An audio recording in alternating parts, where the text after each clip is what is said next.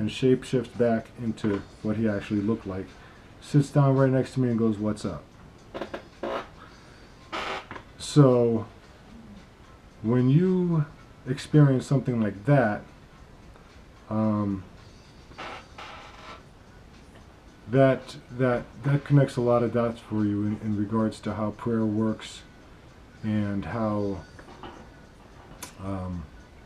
the collective consciousness works and things like that. And there was a lot of other synchronicities that were involved and continue to be involved with my life at this time, that I'll be getting into later on in the course. And I'll be giving more information as I see. I want to make sure that the human race can. I'm sure that they can handle this information. If the information gets too much, you probably will just think I'm crazy, and that's fine.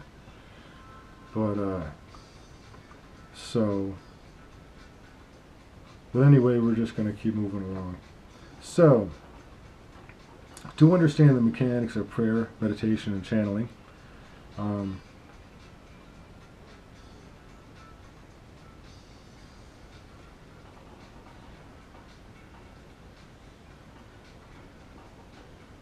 I thought I had some more homework here, but I don't.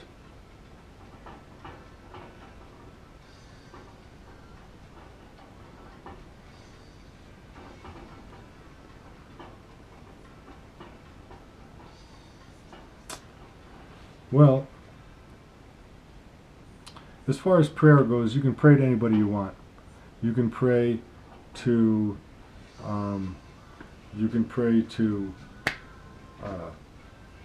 I prayed one time to Uma Thurman.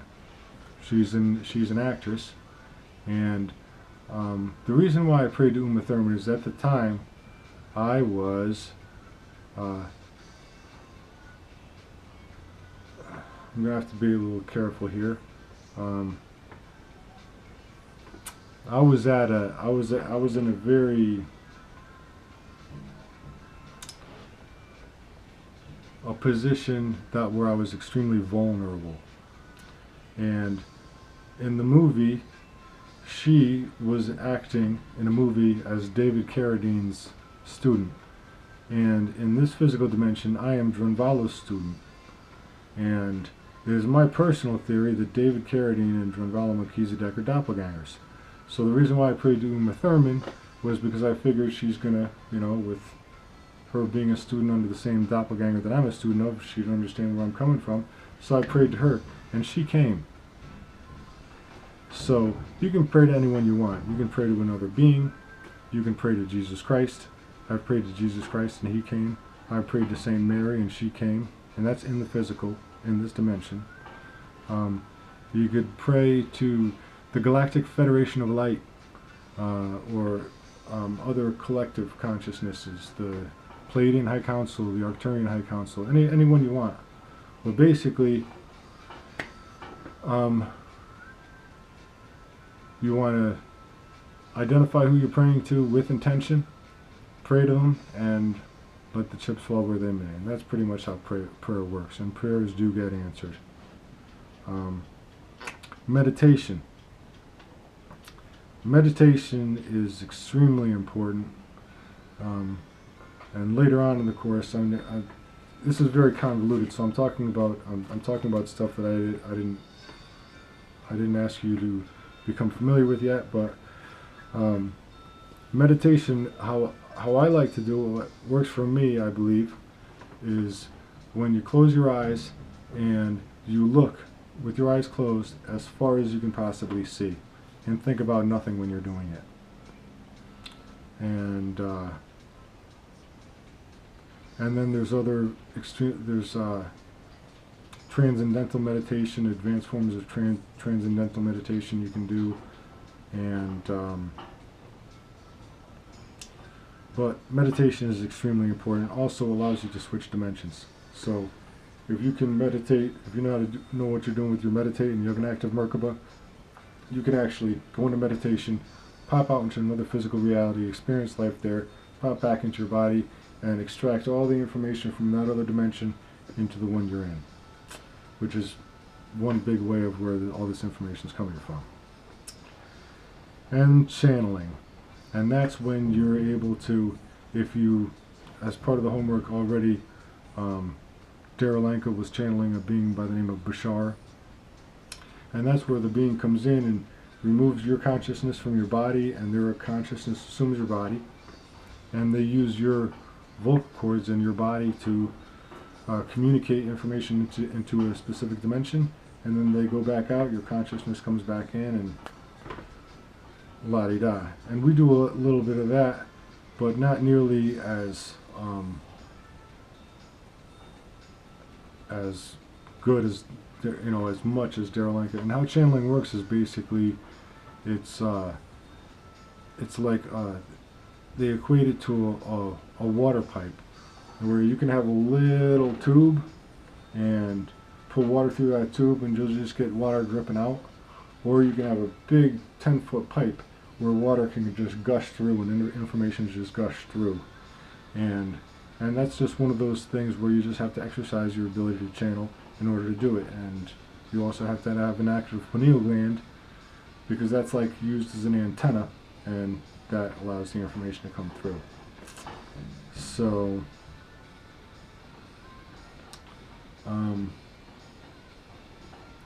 that's important to know.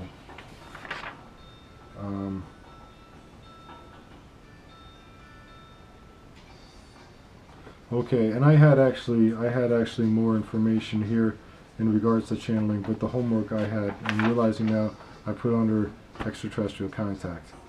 So, but it's all the same. So it's all the same.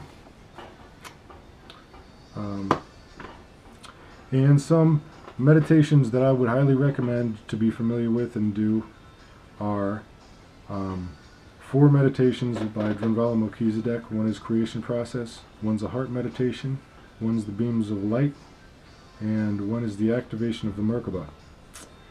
And then another very important meditation is one created by Dr. Stephen Greer, and that is coherent thought sequencing. And that is a meditation that allows you to actually, it allows your brain waves to interact with the technology on spaceships. And then once you've actually made that connection and you welcome them here, that's extraterrestrial contact. The spaceships materialize right in front of you. It's a wonderful, spectacular form of meditation. And Lisa Renee, the 12D Shield. That meditation, it's a good one to start off with, because it's quick. It's like 5 minutes, and they got it's good visualization. It's got the Star of David, the Earth, the sky, the beams of light, and it goes through a lot of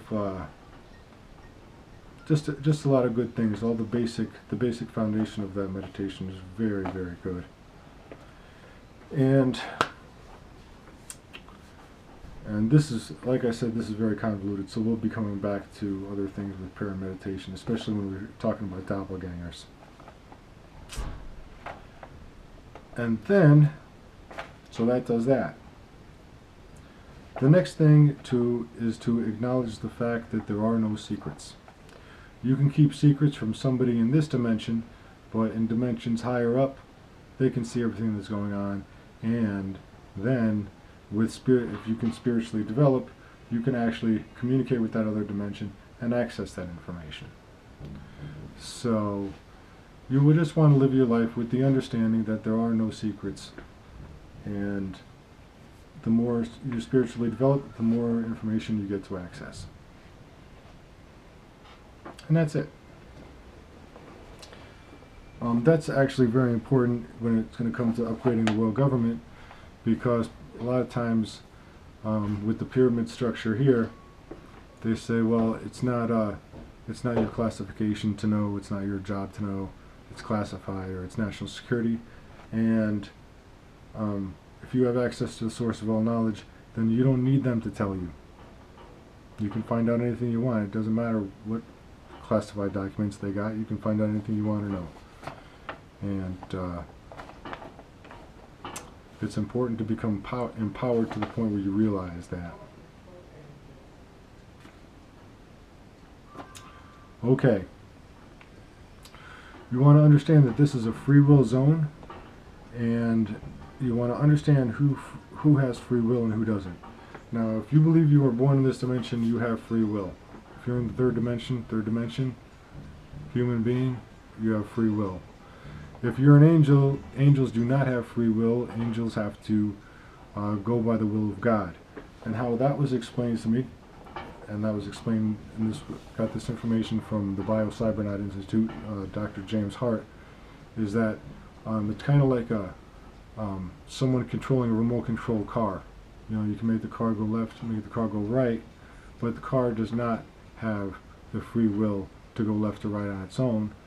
It has to go by whoever's controlling it, and that's pretty. And angels have to go by the will of God. Angels don't have free will. So it's important to understand that when you're communicating with angels, so you know how to communicate with them, and you know what they are able to do and capable of doing and willing to do, and you know what you can rely on them for, and how to best benefit from the presence of angels.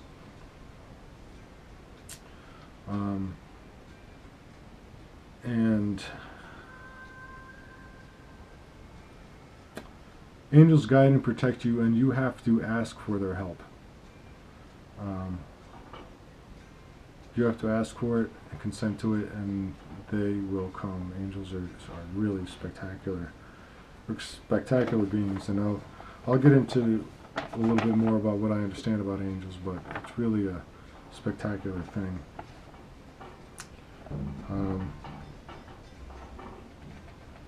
And extraterrestrials do not have free will either. They are required to adhere to a prime directive. And that implies that they may not interfere with society that is not prepared to face a spacefaring holistic society and is based on the world's expression for more open contact. So basically, what the extraterrestrials are going by is the expression of the collective consciousness of Earth. So once all life on Earth, once our consciousness has expanded to open contact with extraterrestrial life, then that'll be a really good thing, because then they can come in much closer and talk and bring through a lot of information about life in the galaxy, and that is actually one of the things that we're going to be accomplishing in the process of this course.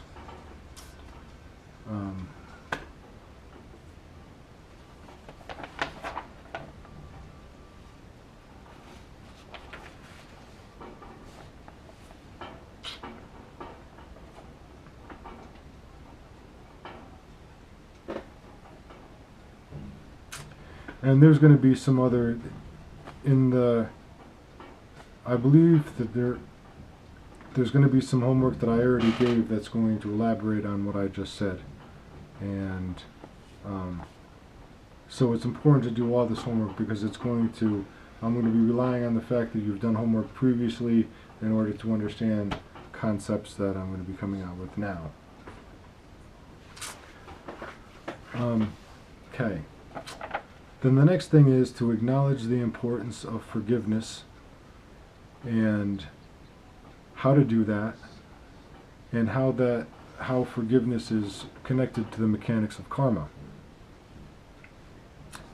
In order to reach a higher level of existence, if you have all sorts of grudges and baggage, then you cannot take those grudges and baggage with you. You will reincarnate.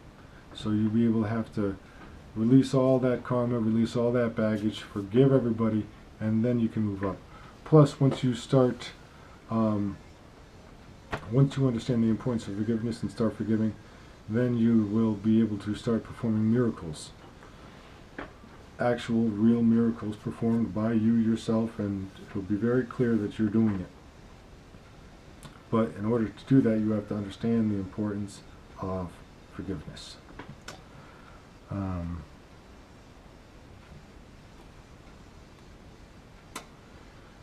And what you want to do is, and we're going to be getting